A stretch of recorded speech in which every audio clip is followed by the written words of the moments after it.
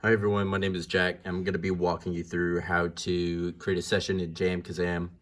This is assuming that you've already created an account and downloaded the app for it. The way you do that is you log into your account and you'll see this thing, and this is on your web browser. You'll see this and it'll say right here, it'll say download the app, and it will download it so it acts like a computer program instead of having to do it from your web browser. Okay. Also notice right here, this is where you invite friends or enter in emails to invite other people that you may want to do lessons with or collaborate with onto Kazam. You also notice that we have audio gear, video gear. I may do a separate video where explaining if you have a interface or a web camera, how to get those involved in here so that way you can use all your fancy stuff. Okay, but for now we're just going to do it as if you're just using your laptop. All right, so the first thing we're going to do is create session. There's a bunch of stuff in here that you can pick and choose from, but the only one that we're going to focus on is start or schedule. Okay, here you have a few options. I want to schedule a session for a specific time. I want to choose the time after others RSVP to my session. I want to start a new session right now for others to join.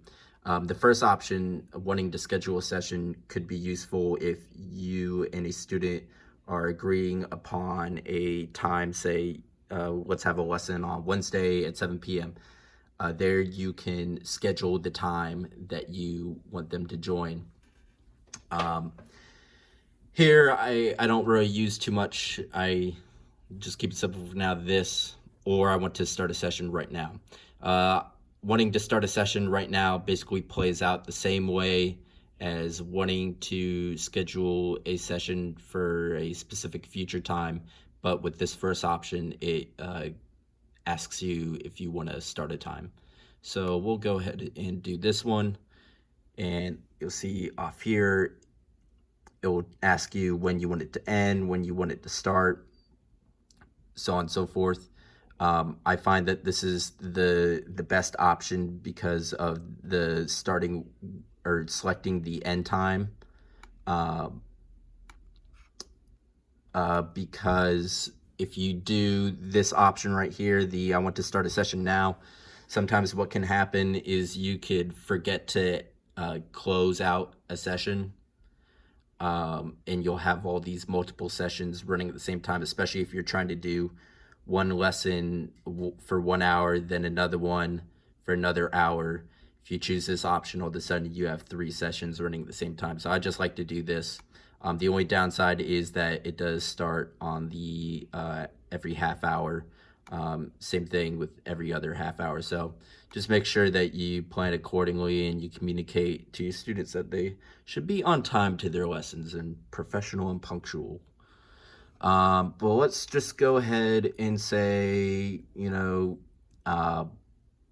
for now, since it'll all play out the same, and I want to just go ahead and show you guys this now, I'll just go ahead and do start a session for now. This doesn't really matter. Let's say I'm going to sing a cappella for all you beautiful people. Enter a name, me, enter a description, more, me. This, again, doesn't really matter. Something that is helpful is you can upload music. You can upload, say you're working on a Bach piece or something, you can go in here and you can select a file to upload, so that way somebody else may also view this if you have not already emailed them or whatever. I like that feature.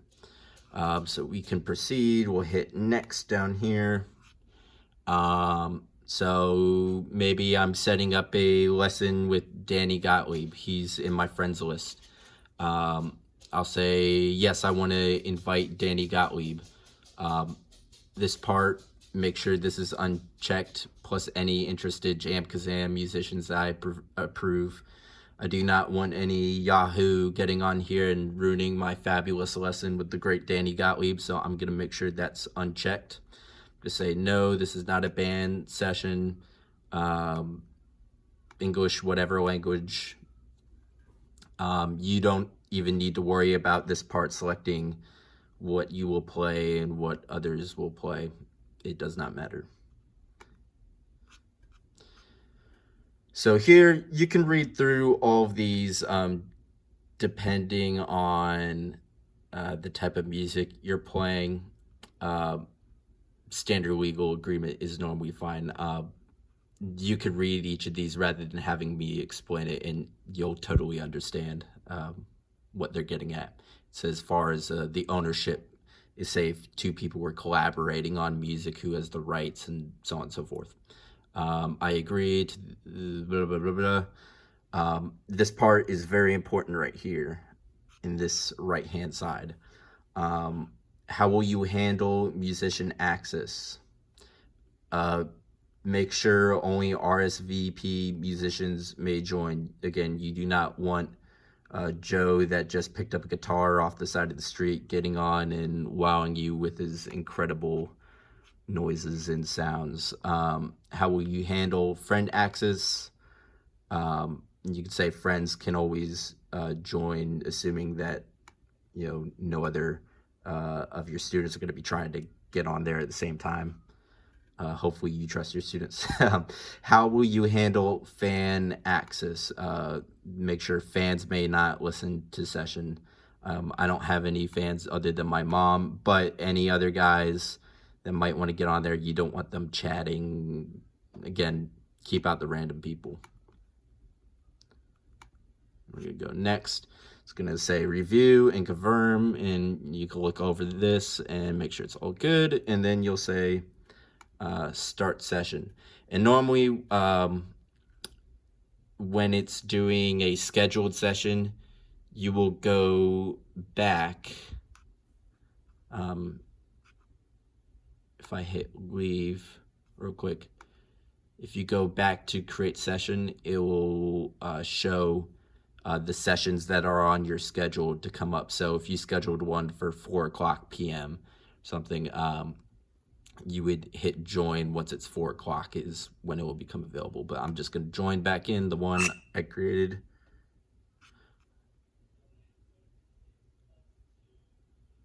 And up here, you can change some of the settings that we went through when creating the session. Such as who can join and all that good stuff. But we're going to go back here. Here would be your volume. You can see as I'm talking, this goes up and down. You do not need to worry about that because then that will create a feedback loop. Here you have volume. Here you can have share. This is cool. You can hit record. So you could either record the audio and the video or just the audio of your recording. And you could choose where to save it.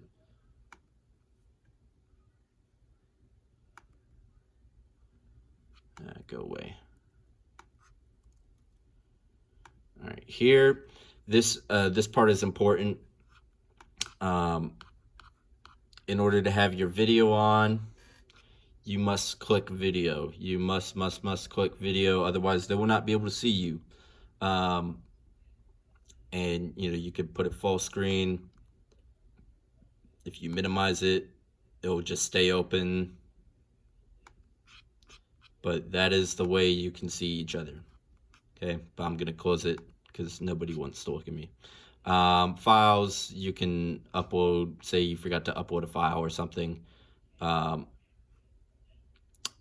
could attach file, say you wanted to work on a piece of music together, you could do that.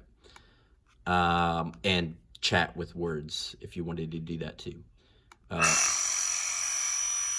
Mixer is for other stuff. If you're using recorded audio or playing back to that type of stuff. Resync is helpful if God knows what happens to anything that is happening. All right, here's the good part is using a metronome.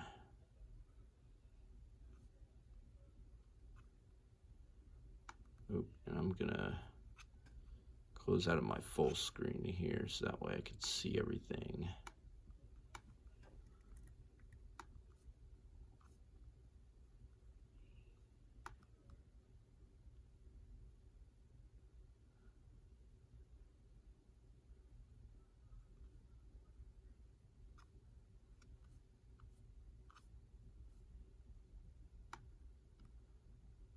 There we go. Using a metronome. Sorry about that. So this is the cool part, because the problem with most things like Zoom and Skype is that there is a latency issue. Okay. Essentially, the benefit to having a metronome in between, because that's where it's living within Jam Kazam. Dependent on the people involved in the session, dependent on their internet connection. If you both have similar or good internet connection, you will essentially be hearing the metronome playing at the same time. So if you're trying to play together with somebody, that is achievable because you are both hearing the metronome same sound, same time. And fortunately, you can't get too picky with the metronome. It goes in increments of 4 and 2 down here. But beggars can't be choosers. You can do different sounds too, right? You'll hear the metronome is clicking away. Also, you got a visual metronome for people who like colors like me. Also gives you cool stuff down here too. But yeah, so that's basically it. That's the bare bones of it. If you want to leave, click leave right here.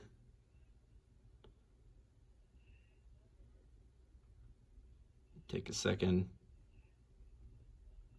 You could give your feedback. Yeah, that was great. Thanks so much. Let's do it again sometime. And that's basically it. That's how you create a session.